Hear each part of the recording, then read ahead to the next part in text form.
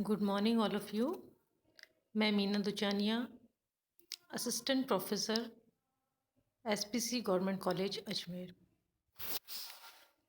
बच्चों, हम लोग BSc part second, paper third, chapter chemical equilibrium में कंटिन्यूस में हम स्टडी करेंगे आज क्लॉसियस-क्लैपेरॉन्स इक्वेशंस। क्लॉसियस-क्लैपेरॉन्स इक्वेशन में हमने इक्वेशन फिफ्थ है। इक्वेशन फिफ्थ प्रीवियस क्लास में हमने स्टडी की थी। dp upon dt is equal to delta H upon T v2 minus v1, जिसे हम इसमें इक्वेशन फिफ्थ कह रहे हैं।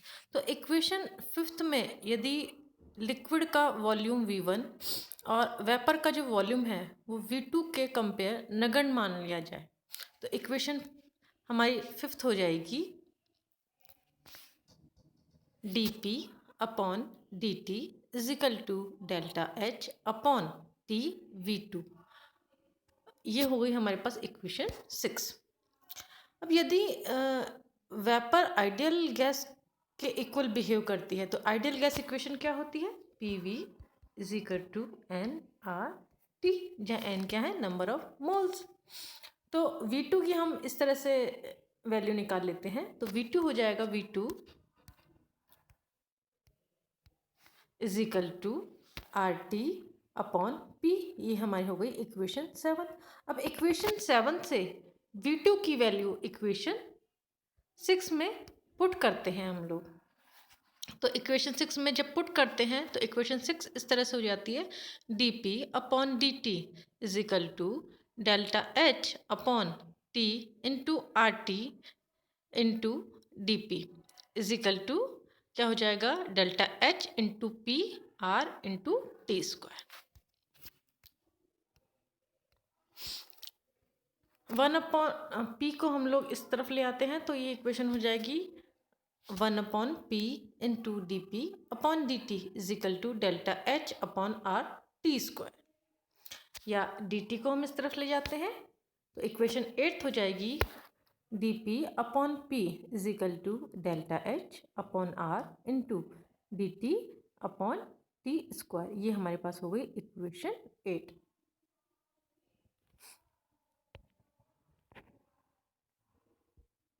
इस तरह भी लिख सकते हैं D L N P is equal to delta H upon R into D T upon T square. ये हमारे पास हो गई इक्वेशन 9। इक्वेशन 9 और इक्वेशन 8 को हम कहते हैं क्लॉसियस-क्लैपेरॉन्स equations.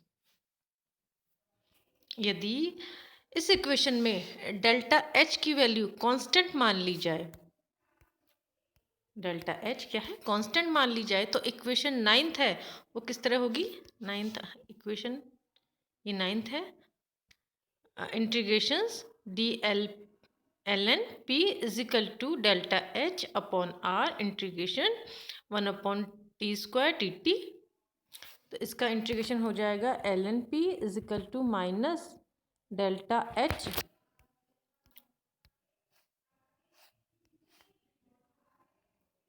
Delta H upon R into T plus C, जहाँ सी क्या है? सी एक कांस्टेंट है। ये हो गई हमारे पास इक्वेशन 10। यदि temperature T1, vapour pressure P1 और टेम्परेचर T2 और वेपर प्रेशर अगर हम लोग P2 लेते हैं तो इक्वेशन जो 10th है उस वो किस तरह से हो जाएगी? इक्वेशन 10th हो जाएगी लॉग एल एन को लॉग में चेंज करते हैं तो 2.303 log P1 is equal to minus delta H upon 2.303 into R into T1 plus C. इसी तरह से जब वेपर प्रेशर P2 है और टेम्परेचर T2 है तो हमारी इक्वेशन हो जाएगी log P2 is equal to minus delta H upon 2.303 R into T2 plus C. Equation first second में से इक्वेशन फर्स्ट को घटा देंगे। इक्वेशन सेकंड में से फर्स्ट को घटा दें तो किस तरह आएगी?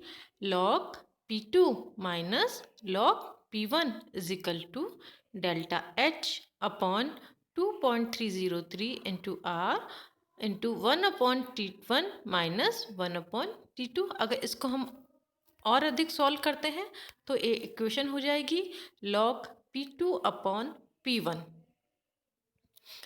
जो माइनस का होता है वो नीचे आ जाता है, तो P1 यहाँ माइनस का है तो वो नीचे आ जाएगा, is equal to delta H upon 2.303 into R T2 minus T1 upon T1 minus T2। ये एक हो गई हमारे पास equation 11।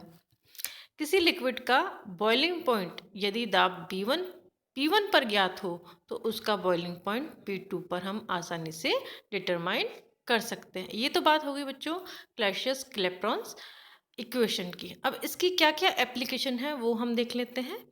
Application of Clausius Clapeyron equations. First है calculations of latent heat of vaporisations. वाष्पन की गुप्त ऊष्मा की गणना किस तरह से करते हैं। यदि दो टेम्परेचर T1 और T2 पर किसी लिक्विड का वेपर प्रेशर P1 और P2 ज्ञात हो तो हम अगर ये दोनों हमें डिटरमाइन हो तो उससे हम क्या निकाल सकते हैं, उससे हम निकालते हैं लेटेंट हीट ऑफ वेपोराइजेशन, वाष्पन की गुप्त ऊष्मा डेल्टा HV की गणना हम इससे कर सकते हैं। सेकंड जो इसकी एप्लीकेशन है वो है कैलकुलेशन ऑफ बॉइलिंग पॉइंट और मेल्टिंग पॉइंट। क्वथनांक अथवा गलनांक की गणना किस तरह से करते हैं।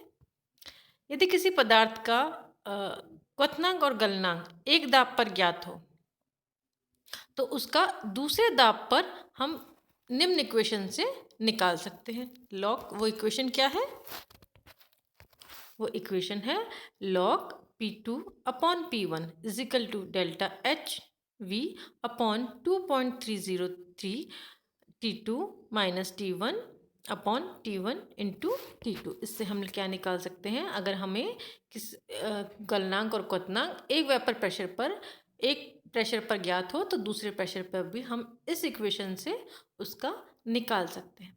थर्ड है calculation of vapour pressure at another temperature. अन्य ताप पर वाष्प दाब की गणना करना।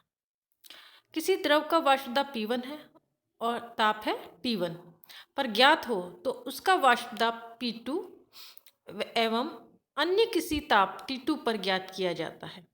किस तरह से, यदि उस द्रव की वाष्पन की गुप्त ऊष्मा हमको ज्ञात हो तो फॉर्मूला है हमारे पास log P2 upon P1 is equal to delta HV is equal to 2.30 into R T2 minus T1 upon T1 into T2। तो इससे हम क्या निकाल सकते हैं कि अन्य ताप पर वाष्प दाब की गणना हम कर सकते हैं। Thank you.